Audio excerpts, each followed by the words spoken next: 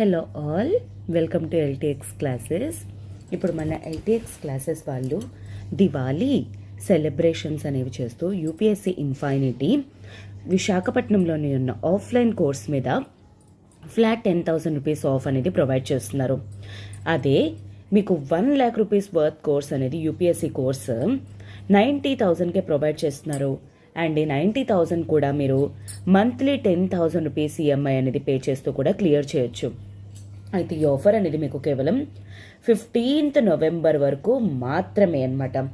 Course మాత్రం మీకు life time validity తోటి వస్తుంది, గుర్తుపెట్టుకోండి. సో ఎవరైతే వైజాగ్కి చుట్టుపక్కల ఉన్నారో ఇప్పుడు ఈ దివాళీ ఆఫర్ అనేది యూజ్ చేసుకొని మీరు ఎల్టీఎక్స్ క్లాసెస్లోని జాయిన్ అవ్వడానికి త్వరగా ట్రై చేయండి. ఎందుకు అంటే మీరు యూపీఎస్సీ క్లియర్ చేయడానికి ఎల్టీఎక్స్ క్లాసెస్ వాళ్ళు మీకు క్లియర్ చేసేంత వరకు కూడా లైఫ్ టైం వ్యాలిడిటీతో రావడం వల్ల సపోర్ట్ అనేది మీకు ప్రొవైడ్ చేస్తారు. అలాగని దివాళీ సెలబ్రేషన్స్లోని యూపీఎస్సీ ఇన్ఫైనిటీ ఆన్లైన్ కోర్స్ మీద కూడాను ఫ్లాట్ 10,000 రూపీస్ ఆఫ్ అనేది ప్రొవైడ్ చేస్తున్నారు. 60,000 రూపీస్ వర్త్ కోర్స్ అనేది మీకు 50,000 రూపీస్కే ప్రొవైడ్ చేయడం జరుగుతుంది. అండ్ ఈ 50,000 కూడా మీరు మంత్లీ 10,000 రూపీస్ పే చేస్తూ కూడా క్లియర్ చేయొచ్చు అనమాట. అయితే ఈ ఆఫర్ కూడా మీకు కేవలం 15th నవంబర్ వరకు మాత్రమే. బట్ కోర్స్ మాత్రం మీకు లైఫ్ టైం వ్యాలిడిటీ తోటి రాబోతుంది. దీనికి రిలేటెడ్ మీకు ఏమైనా ఎంక్వైరీస్ కానీ ఉన్నట్లయితే యూ కెన్ కాల్ 7893899553. ఈ నెంబర్ కాల్ చేసి మీ డౌట్స్ అనేవి క్లియర్ చేసుకొని త్వరగా జాయిన్ అయ్యే ప్రయత్నం అనేది చేయండి.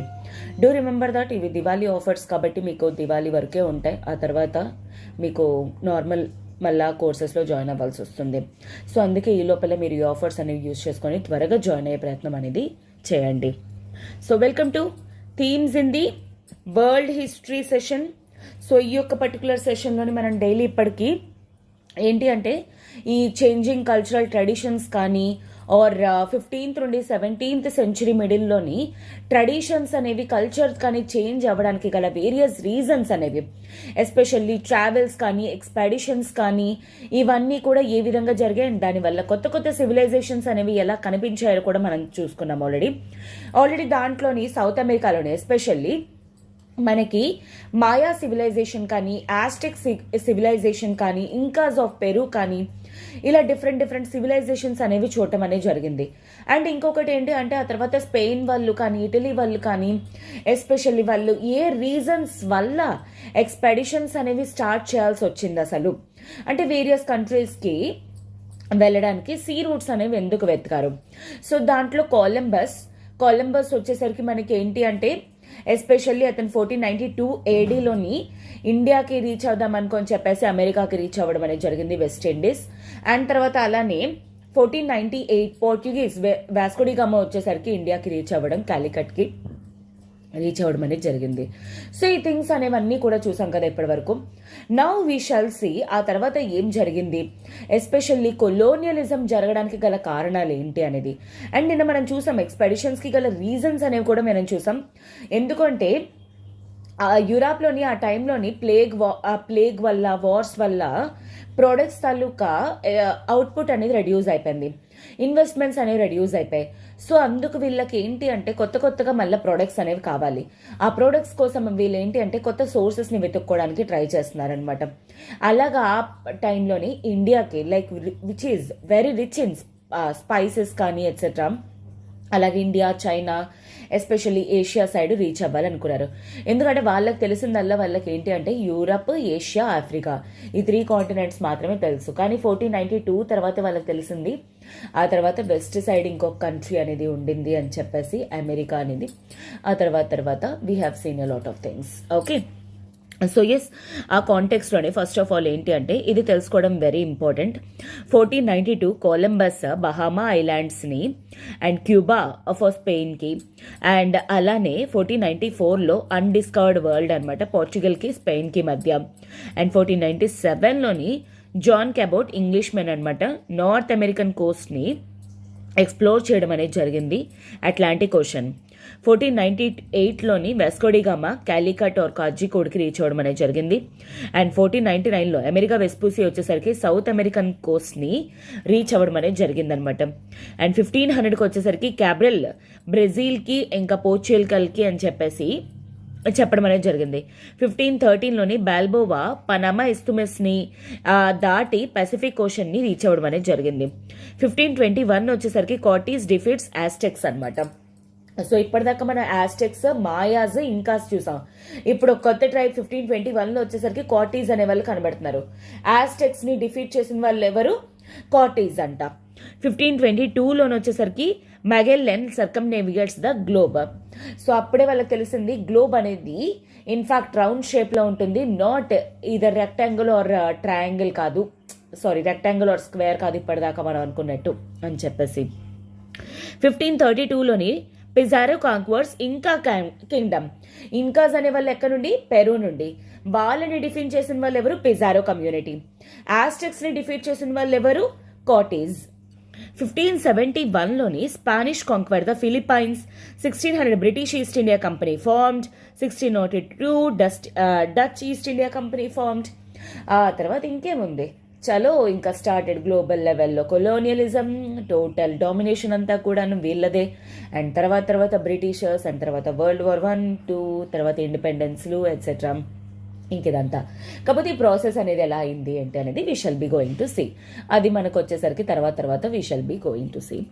సో స్పెయిన్ ఎస్పెషల్లీ తన ఎంపైర్ని అమెరికాలో ఏ విధంగా ఎస్టాబ్లిష్ చేసింది అనేది ఫస్ట్ చూద్దాం అనమాట. సో స్పెయిన్ వాళ్ళు వచ్చేసరికి ఏంటి అంటే ఏ విధంగా వాళ్ళ డామినేషన్ అమెరికా మీద చూపించుకున్నారు అంటే, ఫస్ట్ మెయిన్ స్ట్రెంగ్త్ వచ్చేసరికి వాళ్ళకి ఏంటి అంటే మిలిటరీ స్ట్రెంగ్త్ అనమాట. వాళ్ళ మిలిటరీలోని అప్పటిదాకా లేనిది, like for example gun powder కానీ, హార్సెస్ కానీ, ఇవంతా కూడా వాళ్ళు అప్పటికే చాలా డామినెంట్ పొజిషన్లో ఉన్నారు. ఎవరు? స్పెయిన్ వాళ్ళు.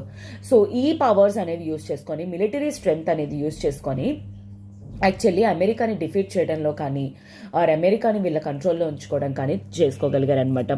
సో అలాగా వీళ్ళు గన్ పౌడర్స్, హార్సెస్ అవి యూజ్ చేసి లోకల్ పీపుల్ని ట్యాక్సెస్ అవి పే చేయమని చెప్పేసి అనడం, అండ్ తర్వాత వాళ్ళకి కావాల్సిన గోల్డ్ కానీ సిల్వర్ మైన్స్ కింద వర్క్ చేయటం కానీ ఇలాంటివి అన్నీ ఫోర్స్ చేయించారనమాట. అండ్ ఇనీషియల్లీ వాళ్ళు ఏంటి అంటే కేవలం కొంతమంది స్పానిష్ వాళ్ళు మాత్రమే ఈ లేబర్ని ఆథరైజ్ చేస్తూ ఉండేవారనమాట. కానీ తర్వాత అలాగే ఇంకా స్పానిష్ వాళ్ళ తాలూకా డామినేషన్ అనేది ఇక్కడ అమెరికాలోని ఇంక్రీజ్ అయిందనమాట.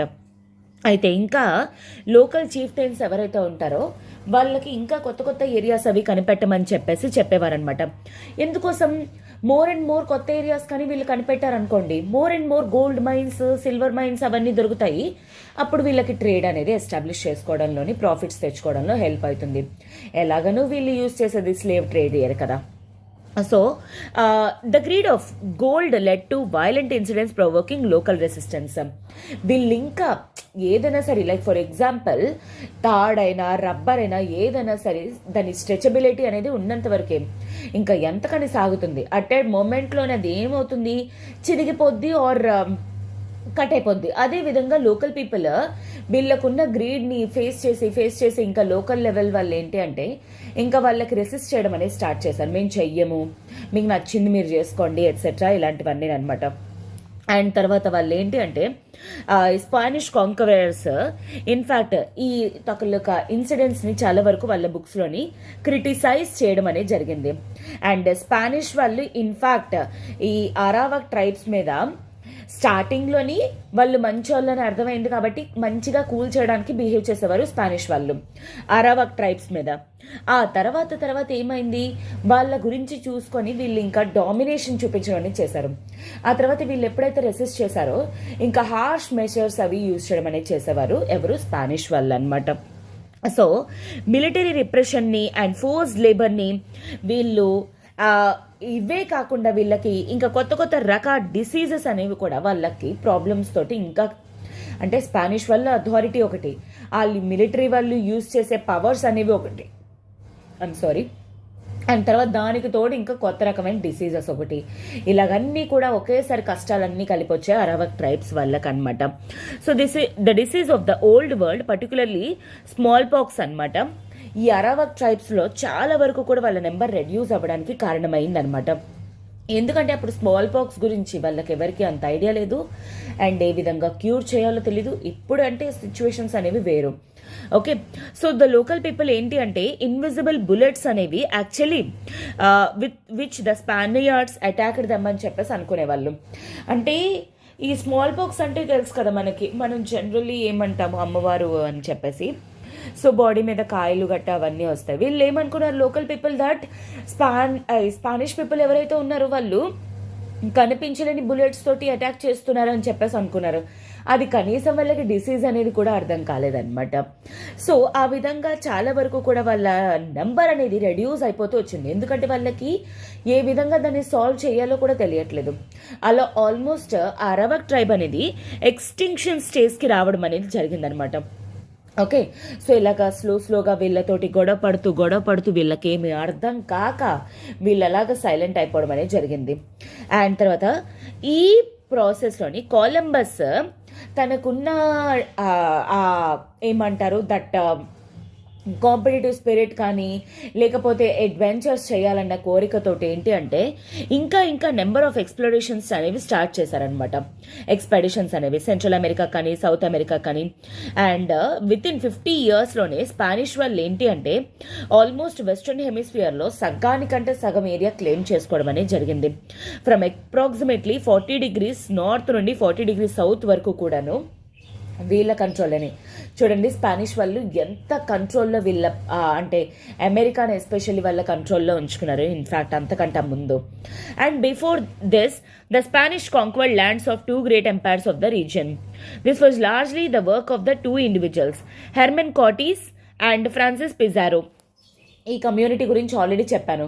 ఈ పిజారో వచ్చేసరికి ఏంటి అంటే లేటర్ ఇంకాస్ని డిఫీట్ చేశారు. వేరే స్కాటీస్ వచ్చేసరికి ఏంటి అంటే మనకి ఎవరిని ఆస్టెక్స్ని డిఫీట్ చేయడం అనేది జరిగిందనమాట. సో దర్ ఎక్స్ప్లోరేషన్స్ అనేవి ఎస్పెషల్లీ స్పెయిన్ తాలూకా కొంతమంది నోబెల్ క్లాస్ వాళ్ళు, ఒఫీషియల్స్, మున్సిపల్ కౌన్సిల్స్ వాళ్ళు అలాగ వాళ్ళు డబ్బులు అనేవి ఇవ్వడం గట్టా చేస్తూ ఉండేవారు.